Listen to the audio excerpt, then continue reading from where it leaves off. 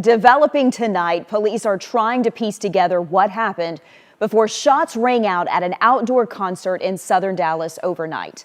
11 people were shot, including 3 kids. One of the victims shot remains in critical condition tonight, and one victim died. He was 26 years old. His name is Keelan Gilmore. The organizer of the event posted a statement on Facebook not long ago saying, quote, "We are saddened by the unfortunate events that occurred yesterday. Our goal was to organize a positive event for and by our people." The organizer says they had Dallas police officers and security personnel on scene, but sources with DPD tell us the department cannot confirm that and is looking into those claims. Now, investigators have to figure out what went wrong. Witnesses who were there tell WFAA's Jobin Paniker it was chaos. Well, it was supposed to be an open-air concert, but today here at these trail rides, it will be a crime scene as Dallas police tries to figure out what led to this shooting, which ended with someone dying.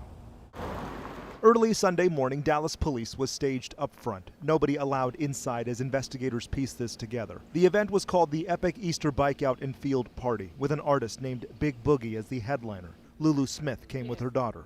She says just after 11, a fight broke out in the crowd. She immediately scrambled out of the main area. When I got in my car, that's when people was like, "Somebody's shooting." And all of a sudden I rolled down the window, pew, pew, pew. Many gunshots, witnesses tell us, multiple shooters. This woman named Brittany drove up. She says she was in the fray, says several women were attacking her. Once they see they can't break up this fight, they shot in the air to stop it.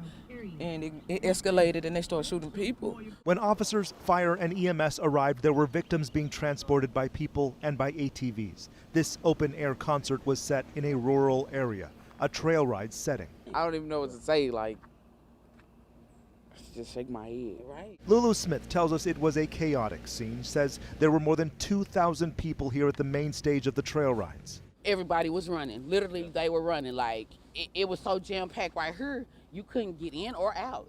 There are questions now about security, about capacity, and about the victims, those being treated at hospitals and those who will never come home.